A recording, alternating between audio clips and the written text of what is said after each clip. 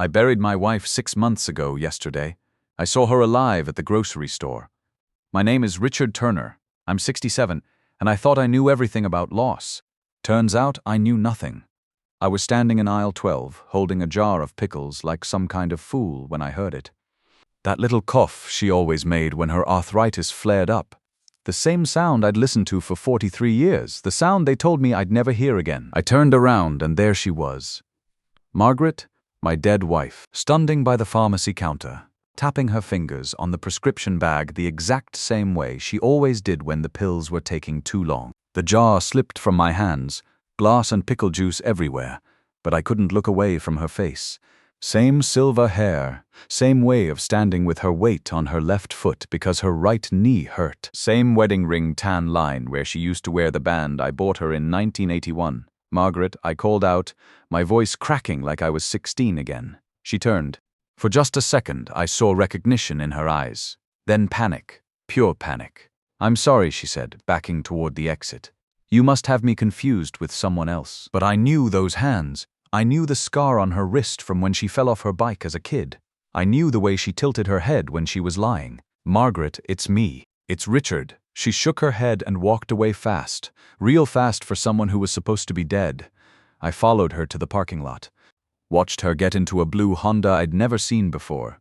Watched her drive away like she was running from something or someone. Let me back up and tell you what happened 6 months ago?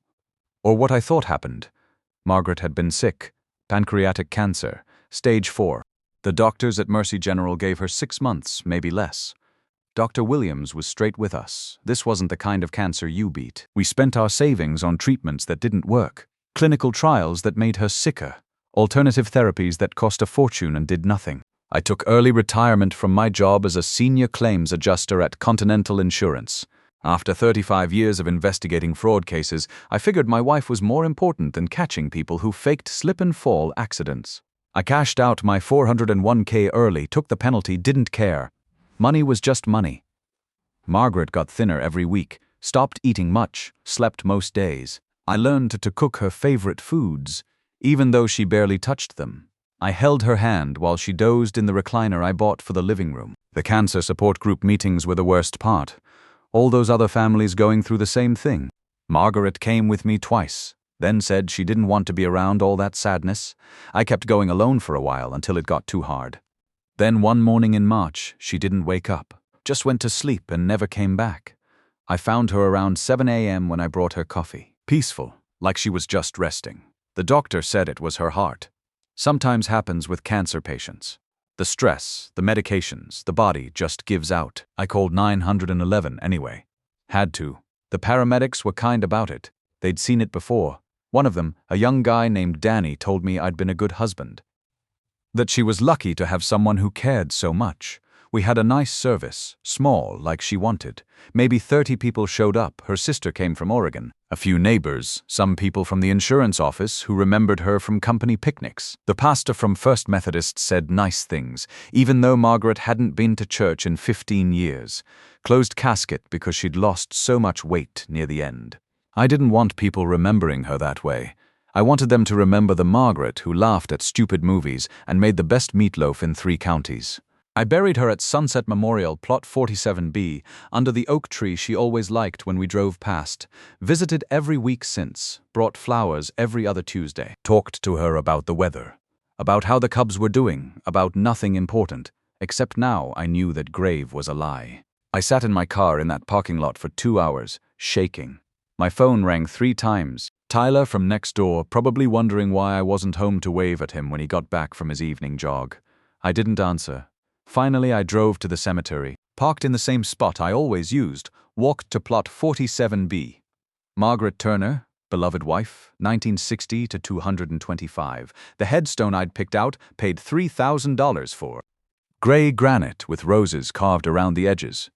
The ground looked normal. Grass growing over it starting to fill in where the sod had been laid. No signs it had ever been disturbed, but someone was buried there, and it wasn't my wife. I knelt down and put my hand on the dirt. "Who are you?" I whispered. "What's your name?" A security guard came by around 9 p.m. Asked if I was all right. Nice guy. Probably in his 50s. I told him I was fine, just visiting my wife. He nodded and moved on. Cemetery people understand grief, but this wasn't grief anymore. This was something else entirely. I called my neighbor Tyler the next morning. He's 38, works in IT, good kid, always helpful when I needed someone to move furniture or explain how to use the TV remote. Lives alone, keeps to himself mostly, but we've had beers on the back porch a few times. Mr. Turner, he said carefully after I told him what happened. Grief can do strange things. Maybe you saw someone who looked like Tyler. I was married to the woman for 43 years. I think I know my own wife. He was quiet for a minute. I could hear him typing on his computer in the background. Always working, that kid. What are you going to do? Find out the truth. I used to investigate insurance fraud for a living. Spent 35 years tracking down people who faked accidents, staged fires, claimed dead relatives were still alive for benefits. I'd seen every scam in the book.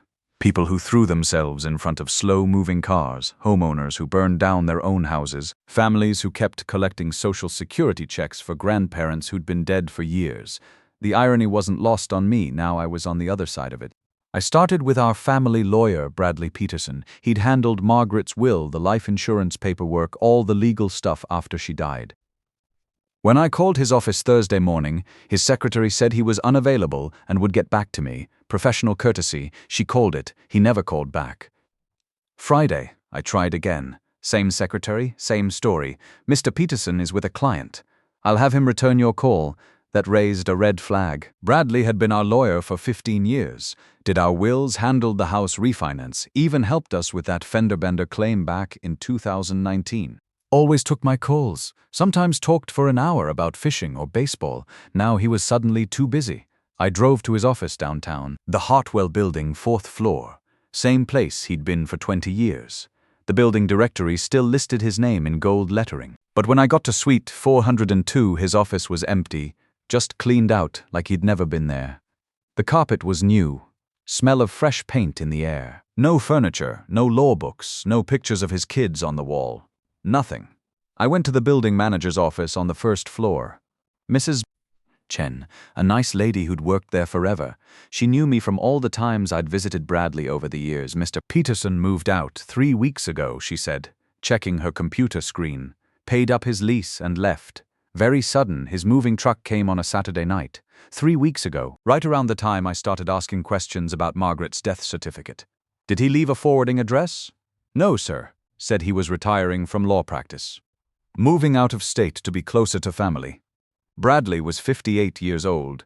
Too young to retire, especially with 2 kids in college, and he'd never mentioned family anywhere else. His parents lived here in town. His ex-wife lived 20 minutes away. His whole life was here. I tried calling the State Bar Association. Maybe they had information about where he'd gone. The woman on the phone was helpful, but couldn't tell me much. Mr. Peterson filed paperwork to close his practice, she said. Standard procedure, no forwarding information on file. Was he in any kind of trouble? Ethics violations? Anything like that? I'm sorry, sir. I can't discuss that type of information, but the way she said it told me plenty. There was something there. I hired a private investigator that afternoon. Amanda Phillips, former police detective turned PI. Her office was in a strip mall between a nail salon and a sandwich shop. Not fancy, but Amanda looked like she knew her business. Early 40s, no-nonsense attitude, wore a blazer that had seen better days but kept a clean desk. She listened while I told her everything. The grocery store sighting, Bradley's disappearance. My gut feeling that nothing about Margaret's death made sense. Cost is $200 a day plus expenses, she said when I finished. Most cases like this take a week, maybe 2. You sure you want to go down this road? Sometimes the truth is harder than the lie.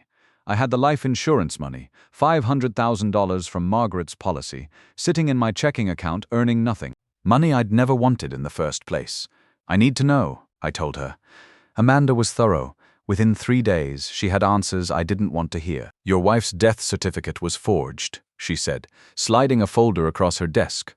The doctor who signed it, Dr. Samuel Richardson. He lost his medical license 3 years ago for falsifying insurance claims. He's been working under an assumed name, doing cash jobs for people who need paperwork that doesn't exist. My hands shook as I opened the folder. Death certificate, medical records, hospital admission forms, all fake, professional looking, but fake. What about the body in the grave? Jane Doe from the county morgue. Homeless woman named Patricia Wells. Died of pneumonia the same week your wife supposedly passed. No family to claim her, so she went to county burial, except someone paid to have her cremated and the ashes put in your wife's casket. I stared at the papers. Bank statements, transfer records, all with Margaret's name and social security number. Why would she do this? Amanda pulled out more documents. Your wife liquidated your retirement account starting in January.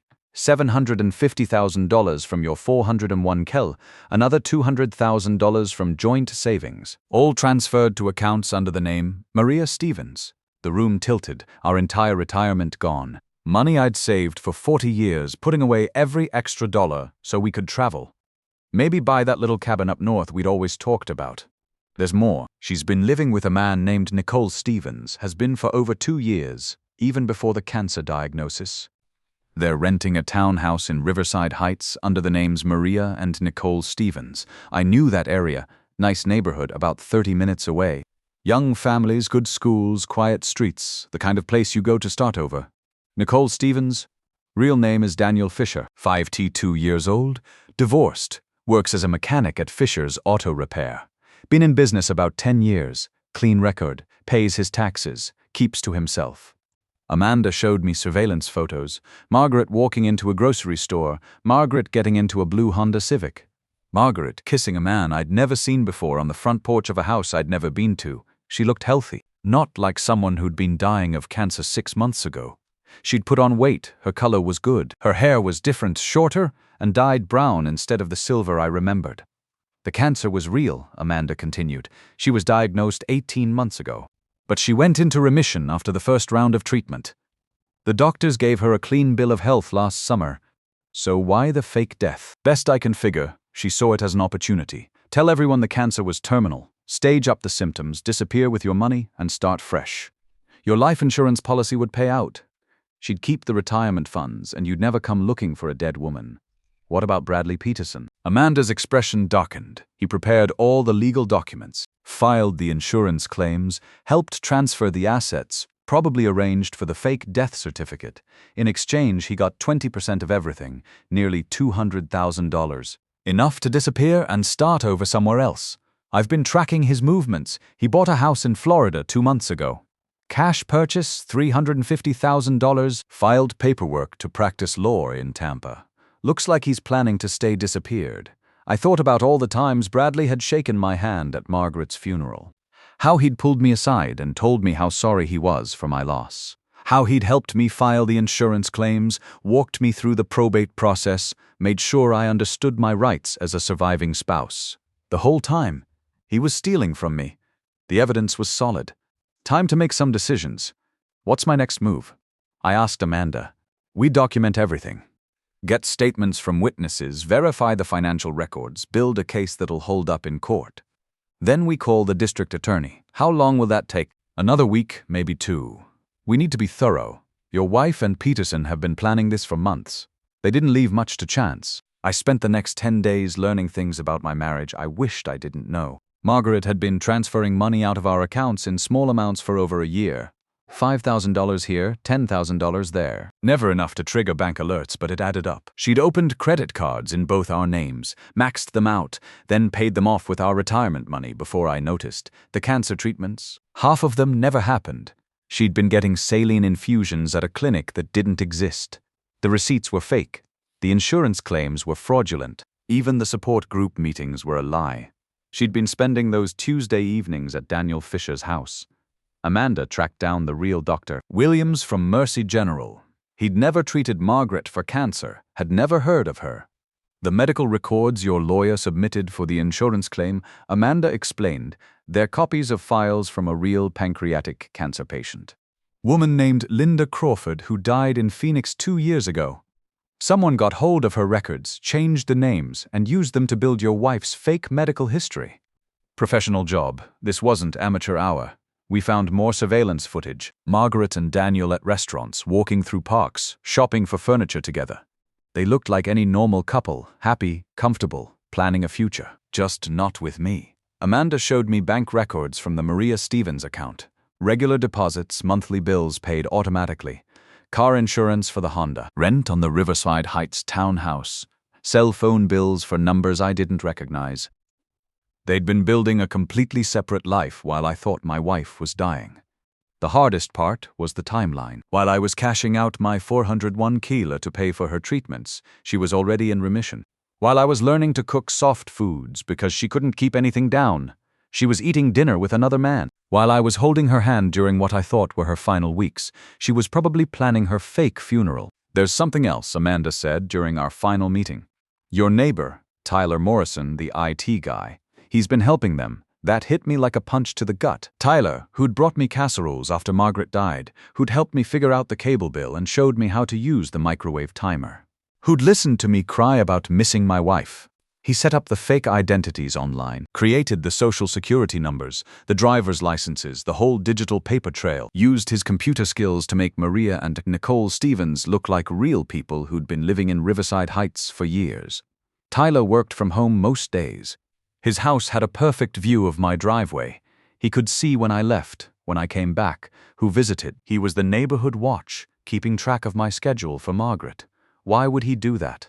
Money. Your wife paid him $50,000 cash. Probably seemed like easy work to a guy who spends all day on computers anyway. I thought about all those evenings we'd spent on the back porch, sharing beers and talking about nothing important. Tyler asking casual questions about my day, about my plans, about whether I was thinking of traveling anywhere soon.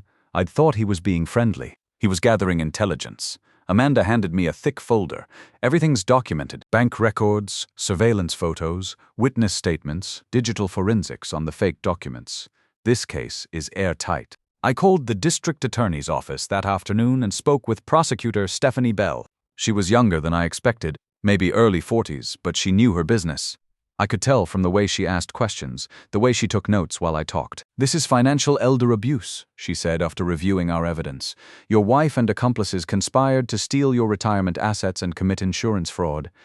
We're talking about serious felony charges here. What happens next? We issue warrants, arrest your wife, Peterson, and the neighbor. Freeze any remaining assets. Recover what we can. You'll get most of your money back, Mr. Turner.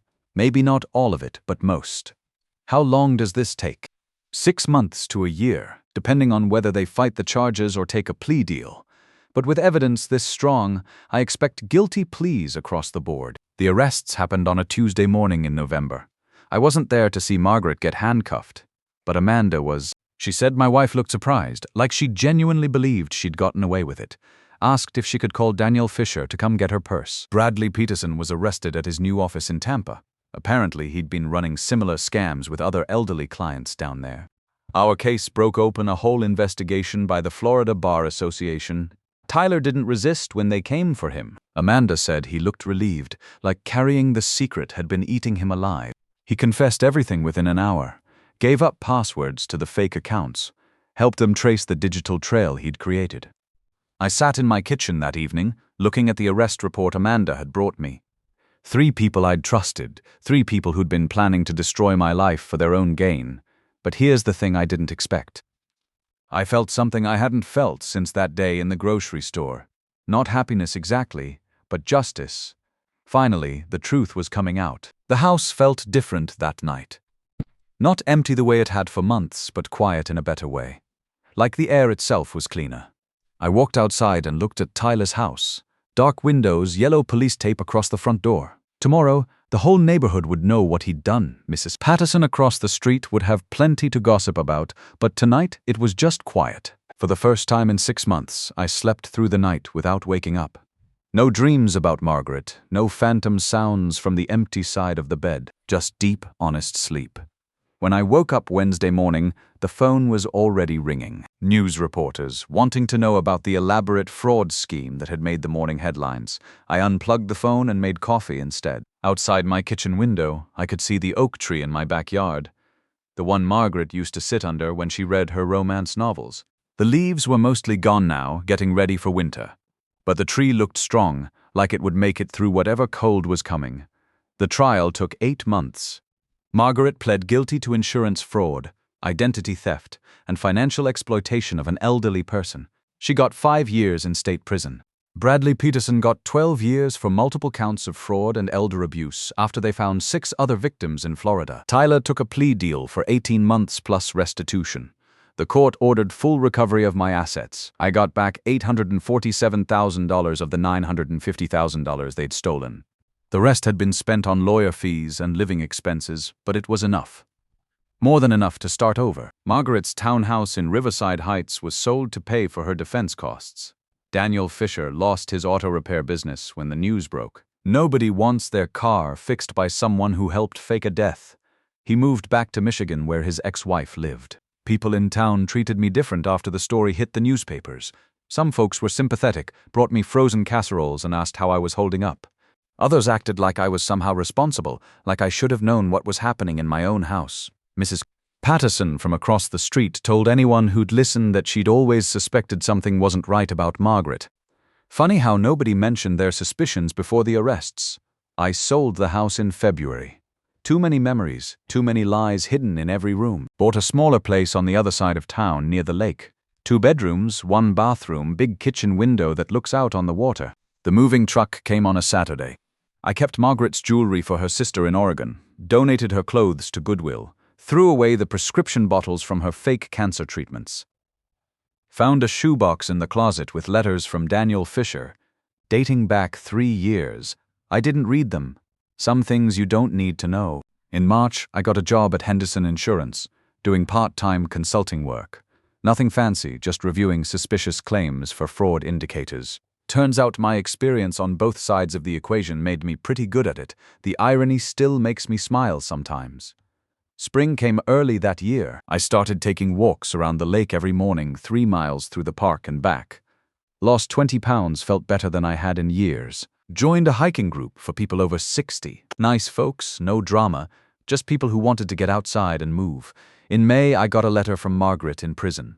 She wanted to explain everything, to apologize, to tell me how the whole thing had spiraled out of control, how she'd never meant to hurt me, how she'd gotten scared when the cancer came back, how Daniel had convinced her this was the only way. I threw it away without finishing the first page. Some conversations are over before they start.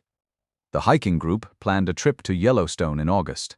First vacation I'd taken in 5 years. We saw geysers in Buffalo, hiked trails that made my legs hurt in good ways. I shared a cabin with a retired teacher named Frank who told stories about 30 years in middle school that made me laugh until my sides ached. On the last night, sitting around a campfire under more stars than I'd seen since I was a kid, Frank asked me what I'd learned from everything that happened. That you can survive having your whole life turned upside down, I said. That you can rebuild when everything you thought was real turns out to be fake. Frank nodded. Anything else? That the truth is worth whatever it costs you.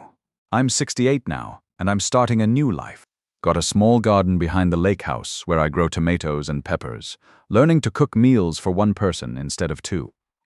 Reading books I never had time for when I was working 60-hour weeks.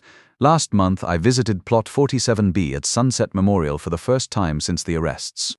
The headstone was gone, replaced with a simple marker that read Patricia Wells, 1961 to 2025. I left flowers anyway. She deserved to have someone remember her, even if I'd never known her name yesterday. I was at the same grocery store where this whole thing started. Different store manager, new layout, but still aisle 12 for the pickles. When I heard someone cough behind me, I didn't turn around. Didn't need to. I know the difference now between the past and the present, between what's real and what's not. The woman I married 43 years ago probably never existed. The woman I mourned for 6 months was a fiction. But the man who discovered the truth, who fought for justice, who rebuilt his life from nothing, that man is real. That man is me. I'm Richard Turner. I'm 68 years old. I buried my wife 6 months ago, and yesterday I saw her alive at the grocery store. But the man who saw her wasn't the same man who buried her, and that man is doing more than fine. He's living an honest life. Listen, if you're a man my age, you know how hard it is to start over. You've got your routines, your comfort zones, your assumptions about how life works. But here's what I learned. When someone you trust betrays you, when your whole world turns out to be built on lies, you have 2 choices. You can let it destroy you, or you can use it to build something stronger. I chose stronger. Not because I'm special, but because the alternative was giving up. And at 68, I've got too much life left to waste it on someone else's lies. Your retirement money, your peace of mind, your ability to trust, these things are worth fighting for. Don't let anyone tell you different. The truth will set you free. But first, it'll probably cost you everything you thought you knew. That's a fair trade if you ask me.